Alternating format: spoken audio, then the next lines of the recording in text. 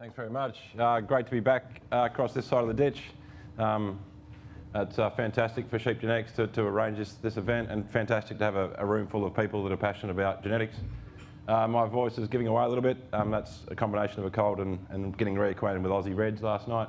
But hopefully it holds out long enough. So this talk's a bit of a combination of the work we're doing in New Zealand, showing a few pretty pictures of what the sheep look like over there, and a bit about what we're doing in foot rot, which is where the title come from, 4 feet closer to the perfect sheep. I want to start off by making people feel a little bit uncomfortable. We've all heard this story. The world needs more protein, and that's true. We know the world's a growing population, and proteins is a massive part as people get more affluent and they drive for protein sources. What I guess we need to get really, and it really ties in with the previous couple of speakers who've been talking on and off about eating quality, but if we don't have a really good eating quality backstory to our protein, and eating quality plus a good backstory, so welfare, a farming backstory to that protein, that burger there looks fantastic. There's no meat in that burger. That's made out of plant material and a combination of a genomic bit of yeast that makes it bleed and looks red and actually tastes like meat. So, and you're thinking I'm crazy, and I thought I was crazy. I thought this concept was crazy when I went to the US about 6 months ago. And I had a guy up there talking about this concept, and it was easy to think that wasn't going to happen until we're actually sitting in a crowd like this, and then they roll out with a board full of these burgers, and we're all eating them in about 3 seconds time, and so it's real. And it was the best burger I ate in the US, and I'm not lying. It was a fantastic bit of meat, but it wasn't any meat in it. So I think I'm just telling you that because we've got to get focused on what we're doing. We can't just be about a commodity product. We can't just be about pumping out more and more and more unless we've got a really good backstory and a really good quality story. And that's why I think eating quality, while we might not have to push it. I mean, lamb tastes fantastic. I had the lamb last night. It was like a fantastic bit of lamb. Hats off to the chef and whoever sourced that product. It is a great product, but we can't let it slip. So if we're doing things that are making it go backwards, then we'd have to be really careful, because sometime in the not too distant future, this is going to be real in our lives, and we need to make sure we're well positioned for it, because the amount of investment they're getting in this thing makes the investment that we do in science, in sheep industries, in both sides of the ditch, look like absolute minuscule. There's hundreds of millions of dollars getting invested in this. There's research teams bigger than what's in this crowd today working on this product. So get ready for it. And their story is not chasing about vegans, they're not chasing vegetarians, they're chasing meat eaters. And they're chasing them through a story about the environment and stuff. So it's, yeah, anyway, that's just making people feel uncomfortable, and then we'll get on with the rest of the talk. I guess in New Zealand, the fundamentals obviously apply. We've got some great people over there doing some great breeding. So this is a flock of rams from 9 Mile who have been on Sheep Genetics for sort of 10, 15 years. They've got some great clients like Gundy Anderson that rolls them out on some really good production systems and gets some really humming Merino results. This is a trial we did with those guys. We were early shearing the two-tooths, and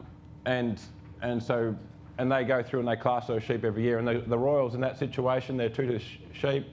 The Royals are sheep that are selected for all the things that we know are correlated with reproduction. They've got open heads, clean points, they've got fat and muscle, they've got genetic condition score, and they're scanning at pretty handy rates for a two-tooth Merino sheep.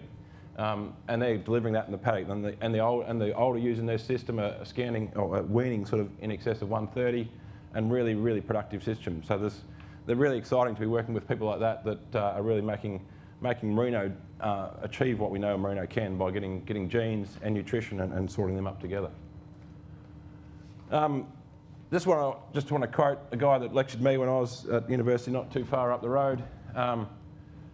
Because I think all too often in our industry we're arguing about breeding objectives, we're arguing about whether we should put this trait or that trait into our breeding objective, and it really is a very personal decision, and we shouldn't be arguing about that because people make that decision.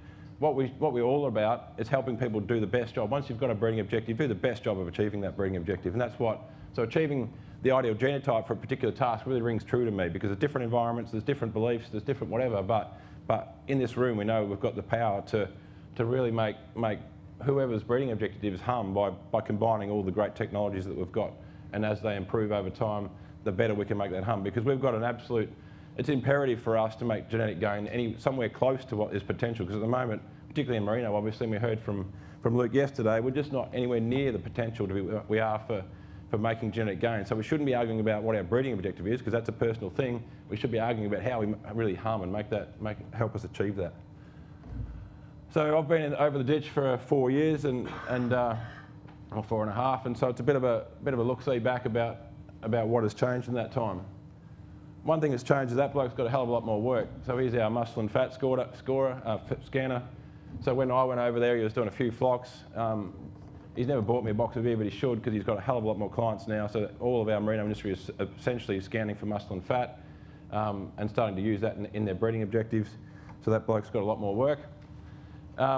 We've progeny tested 175 rams over time, and it's great to see Anna Vaughan in the audience and Will Gibson, who's currently working with me, have both worked on that program with me.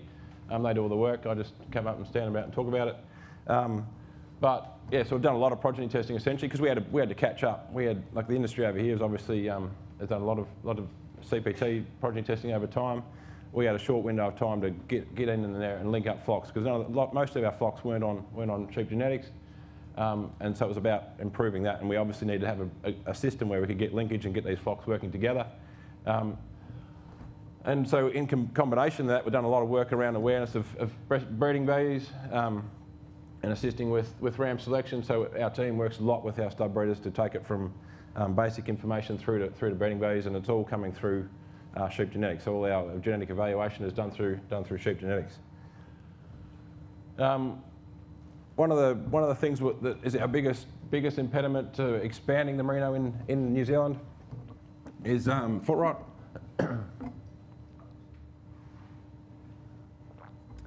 Foot rot's as well in all the wetter regions in Australia, it's an issue as well, but in New Zealand, because of the climate, it's quite a big one. So we've done a lot of work around that, and I'll cover some of that off. We've also set up something called the Southern Cross Sheep Company, which is a group of breeders that have come together to breed a sheep that's I guess a new genotype. Really, it's got foot rot resistant, it's reproductive, it's growing sort of sub 23 micron wool, and going into environments that merinos don't go near currently or haven't been previously. So that's the 7 passionate breeders that I run the breeding program for, and it's really interesting. I know that the guys at Agbu hate me because of the amount of breeds that I'm throwing in that combination, because it's just a fine wool composite. I'm not that fussy about what it's called as long as it's got the genes that are going to do the job for me. That's what they look like. So that's our 3rd generation, I think, of rams that we kept when we selected that the other day, sort of in the top 10% for most of the carcass traits and sort of moderate for fleece weight, and they've all been through a foot rot challenge. So all of those sheep have been living in foot rot the entire time, and these particular ones, unlike about 50% of the rest of them, didn't get foot rot. And so that's a really key part of our selection strategy, and obviously worm resistance. We've also facial eczema testing them. So a whole heap of stuff to make sure they're fit for purpose, fit for farm, make sure they actually can go out and be productive in the environment without having lots of labour and lots of requirement, because that's what's killing sheep in both sides of the ditch, is the requirement to have lots of labour, and particularly where foot rot's present, it just murders your labour force. So when we're talking about foot rot, we score them on a 0 to 5 scale, so 0 being a perfect foot, which we'd see a lot in dry areas of Australia, so nothing happening. 1, you've got a bit of water maceration, like you've been hanging around the bath too long. 2, you're starting to get that infection, which we commonly call scald or ovine interdigital dermatitis, but that reddening between just skin only. 3 is when it kicks in. So 3 is when you've got the bug, because there's only one bacteria that can eat that material. And so once you've got underrunning foot rot, you know that sheep is susceptible to it. 4, you've got more underrunning. 5, you've got a fully blown foot. So we do that, and that's important for some of the graphs I'm going to put up. And then we average those scores, or we treat it whole different ways. And really want to acknowledge Sam Walcombe, who's at Agbu, and Kim Bunter that works with him, and Daniel Brown that works with them, which are doing this genetic analysis for us. And it's a great team there. We just send the data over and they sort it out. But essentially, so the higher up that average foot score gets, the more that animal or the more that sire group have had foot rot or have got foot rot. Really early days on these, and don't start farming based on them, but these are the genetic correlations that are coming out of initial analysis. So not looking too bad, nothing too crazy, a bit positive, so a bit unfavourable with fleece weight and growth, but everything else sort of low to moderate. So it's not looking like, so it's important obviously for us to make sure when we start driving people down a foot rot selection line, that we don't end up screwing up everything else that makes those sheep productive. So these are obviously correlations we've got to keep in our mind and in a balanced breeding objective. So the only one there that's sort of ringing alarm bells is probably the fleece weight one. So something to watch, and as those standard errors or those estimates come down, we'll obviously include them in our breeding program. So this is a graph of the average. So as we go out here, we've got more foot rot essentially. These are 3 drops of about 40 or 50 sires per drop, and there's a severity of foot rot's going out there. And obviously we've got a different challenge. So the joy of dealing with a bacterial challenge is that you never know what the hell's going to happen. It can take off in literally weeks or days. We go out there, we check them, there's sheep are perfect, feet are perfect. You go out 10 days time and you've got 30% of them have got full-blown foot rot. It's amazing how it takes off. Anyone that's dealt with it will know, but it is like it's amazing what it can do. And so it's relatively hard to know what's going to happen, but that's what Sam and the team are working on, and making sure we can have that challenge and that challenge can be in the same analysis and get a breeding value that's of use. So we're starting to generate breeding values for foot rot. I guess the exciting thing for the industry here is that this work, we're genotyping all these animals, and so the idea is that when we're genotyping for other traits in Australia and New Zealand, that we'll be able to use that information to also get a genomic breeding value for foot rot. So any areas that are a bit more prone to foot rot or are willing to admit they've got it, they can start putting a little bit of selection pressure on it based on the work that's happening across the ditch. And we're pretty careful to make sure we've got linkage, and we're trying to increase that linkage across from here into the New Zealand Central Progeny Test. But pretty exciting that we've got these sires out here that, and they're from selection lines, and some of them are just random, like some of those are Western Australian sires that have never seen foot rot in their life, and they're in the top 3 of 150 sires for foot rot, which is amazing. Others have been through 35 years of selection and got the same spot. So genes is always, we're always in awe of genetic variation. But yeah, great to have these sires out there. And when you get down to these levels, we know what happens. We put those sheep under pressure, under foot rot, and they don't get foot rot. Like they can sit there for a year in foot rot conditions where every other sheep around them are getting lame and getting foot rot, but they don't get it. It's amazing to. It's compared to all the other traits that we have to play around with as animal breeders, it's a great one because you get it expressed. Like when you put them in where there's foot rot, it expresses straight away. So just to explain that a bit further, so these. This is 2 drops there, the 13 and 14 drops just on a different axis, but the filled in dots are size that we actually put under. They were rams that came out of the industry. We put them under in a spot where there was foot rot, and we kept them there. And as soon as they got score 4 foot rot, they were removed from the flock. And so the rams, so we started off with 700 and something size. We ended up with 35. And then these rams are the ones that we then went on and progeny tested. So we did basically a phenotypic selection on their own foot rot, and then we central progeny tested them and showed you can shift. The average of that population is definitely a shift better in terms of breeding value and phenotype. And so it just shows you that we can expect to make some good gains in situations where you challenge for foot rot.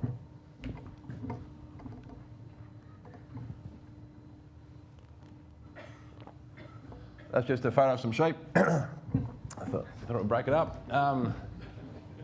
That particular flock, I guess some of the learning journey that some of our breeders have been on. That particular flock, central progeny tested their rams in the first year, and rather than put their head in the sand and saying, "Oh, that data's wrong," like these people did not believe in breeding values to start with, I promise you. And rather than put their head in the sand, they said, "Okay, our weaknesses have been identified. What are we going to do?" They've done an AI program, and that's the result of the AI program. And I won't even talk about the traits that they were chasing, but essentially they saw a weakness and they've moved on. So we're getting that really great progression of people going from that this stuff doesn't work and it's hocus pocus through to really driving their own businesses based on decisions around breeding value, which is fantastic for us to be involved in that process, and what really gets me out of bed in the morning across both sides of the ditch is helping people make that transition to really use the information. Within that central progeny test, this is just a nice little bit of sort of G and E coming together. So the open dots there are size. This is central progeny test data. We've got average yielding weight of the progeny and their sire yielding weight breeding value. But just the open circles are a set of progeny that came out of a flock that were in better nutrition. So we had tutus that ended up in better nutrition than our mixed days used, and I won't go into why that happened. But essentially, we've got this great combination here where so this is environmental difference, so we're getting some great weights through environment, but you can get there in different ways. And it's just a great illustration of what if you get genes plus environment right, you get a massive on-farm benefit. You can get there just through genes with poor nutrition, or you can get there with poor genetics with good nutrition. But if you get them both, then it's a real lift in terms of, and that's across every trait that's relevant. One thing that anyone that knows me at all knows that I'm relatively passionate about muscle and fat breeding bees. And what this CPT has allowed me to do is really understand why that is, why have I got so keen on this, on muscle and fat. And it really does demonstrate in one thing only, really, and that's because they're really highly correlated with condition score. We all know what condition score can do on farms, because it makes sheep easy to manage, makes them manageable. And I think really when we're thinking about our breeding, all too often, or maybe that's a bit harsh, but often we're thinking about genes to help us make more money, get some more product off our farms. It's all about more growth, more wool, finer wool, whatever it is, more lambs. But genes to help us save money is really important, I reckon. I think we've probably overstated the profit side of that equation, or the productive side of that equation, and maybe understated the costs. And with things like traits like worm resistance and foot rot resistance and genetic condition score, I think are really important for the industry going forward. It's correlated with muscle. It's obviously not one-to-one, so I think no trait is, but really important that we see that. Fat and condition score are the same deal. They're sort of interchangeable almost. But I do think that as we get, I'm really behind Daniel and he's chasing condition score and genetics, or breeding bees and condition score is going to be really good for the industry, and probably that bloke that I've got lots of clients scanning muscle and fat's probably going to have a dip down in clientele if we get the breeding bee for condition score. Maybe we don't need muscle and fat because it'll be so useful for what we're trying to do, and it's obviously cheap. I always like to put up this graph as well. This is that same group of size with their fleece weight breeding bees and their fat breeding bees on the same axis. We always hear the story that if you go for carcass trait, if you go for genetics of condition score, you lose fleece weight, and that's true. There's a genetic correlation that does that, but there's so much variation out there, and like there's actually in that CPT data, like there's obviously no correlation between the two, but in the general population there is, but just huge opportunity to get, if you want wool and you want a bit of constitution in your sheep, there's a huge opportunity to do both. I'm not going to claim that this is a correlation between these two data points. I've just used the muscling breeding bee to sort of stretch out the dots really on the graph, but this is the proportion of sheep, proportion of ewe drops out of size.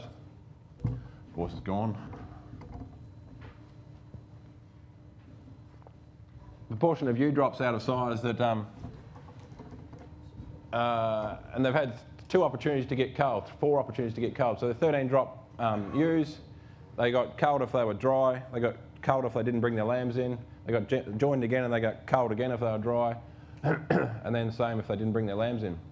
And what we've got here is sire groups that we've got 13% of ewes remaining. They haven't been classed for anything else other than that culling, so there's no other phenotypic selection, but we've got some sire groups that only got 13% of their daughters left after those 4 events.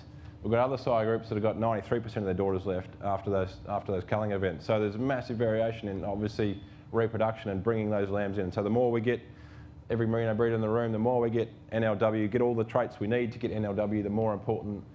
It's just hugely important that we start finding sires that are doing this through NLW rather than doing this, because if we've got, and I'm not saying that that's due to their low muscle. That's just there's a couple of heavily weighted points there, but there's sheep in here that are losing lots of lambs or not getting pregnant compared to others that are delivering every time. So I think that's huge for our industry.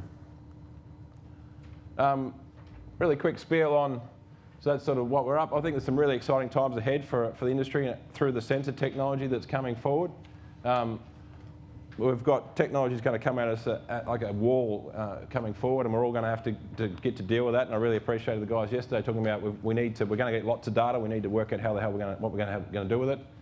I think sensor data has got a lot of opportunity from taking us from mobs on farms commercially through to every sheep having a sensor on it and starting to understand things. And for us as animal breeders, I think the opportunity is massive, because lamb to dam matching with this technology is going to come at us. We're going to be, I don't know what the price is going to be, but it's going to be sub $10 to get lamb to dam matched with sensors. So 2 sensors on the lamb and the ewe, matching them up through how much time they spend together. And there's a heap of different technologies that are trying to achieve that. And we're not going to be that far away. I reckon by this year, next year, we're going to have that technology available somewhere. We're working in New Zealand on using that same technology to understand welfare. So not only will they know where they are in the paddock, but also know whether the first sheep that limps, the first sheep that gets fly struck, the first sheep that's got dystocia, coming automatically from a sensor that's in the sheep's ear tag. And that sounds like a hocus pocus, but we've done it this year.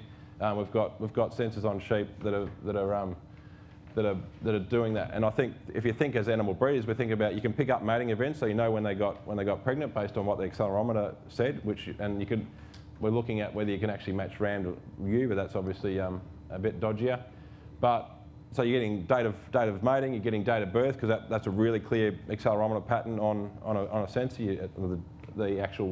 The motion of giving birth, you get time of that, whether they had dystocia or not, time of that birth. So there's a whole heap of information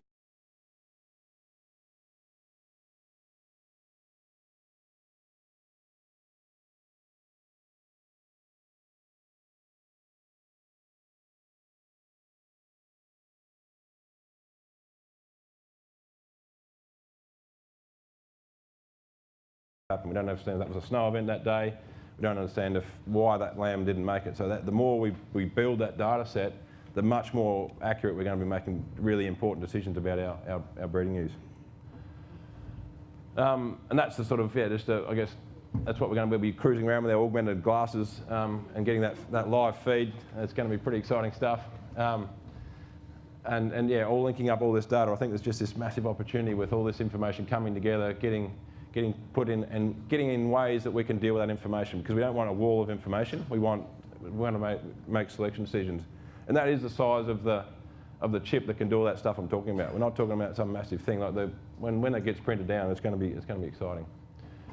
Last slide, but I think we should always live in awe of the power of genetics. That's a short tail. That shedding pattern there's nothing that's never been crutched. That's just what that sheep did. And that's a SCOBY line selected sheep, but I think we just never close your mind to what genes can do. Genes are amazing. That sheep doesn't need crutching because all that wool just falls off every spring. It's got a short tail, so it doesn't need tailing.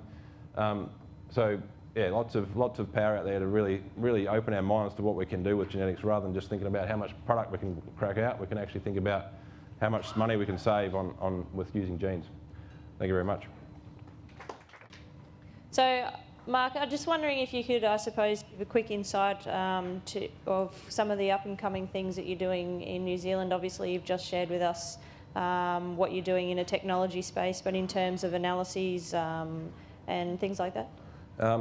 Yeah, I guess the most relevant stuff is the foot rot stuff I talked about. So we've built a data set of genotypes and phenotypes of foot rot, so that analysis is coming forward. I guess a lot of what we do is more more development rather than pure research. So it's about helping our breeders apply the stuff that we've been talking about the last couple of days, is where we see the greatest gain.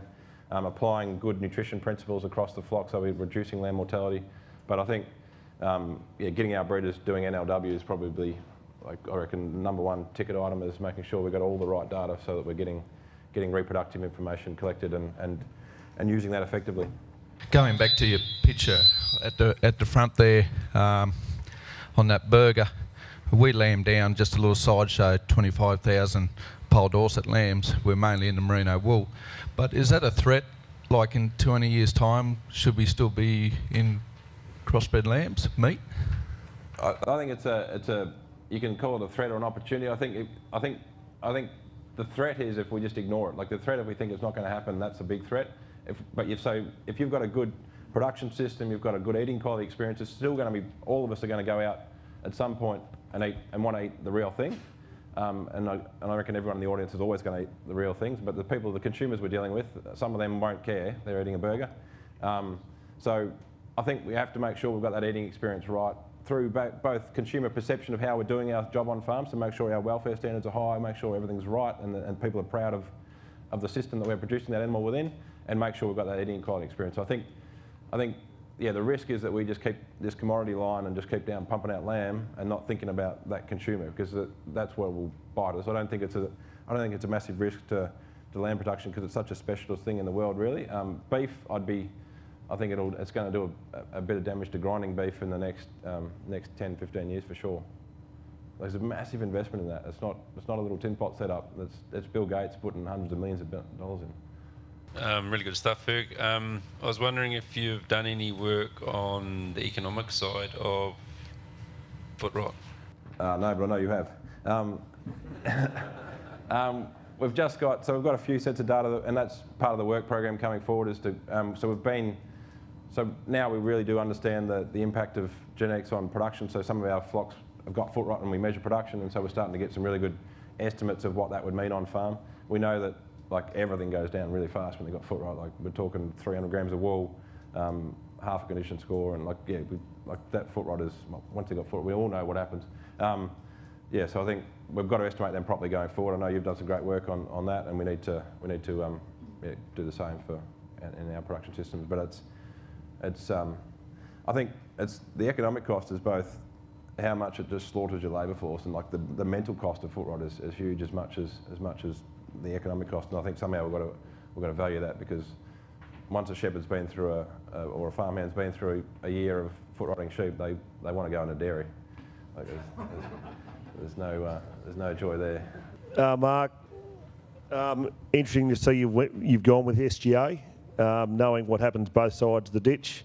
Do you think there's more ability to be able to combine databases and have central performance platforms between both countries? Yeah, 100%. I think, I guess back on that decision was made before I went over there, so it wasn't a parochial decision. It was made on sensibility. We wanted to leverage we wanted to be in the database where the Merinos are.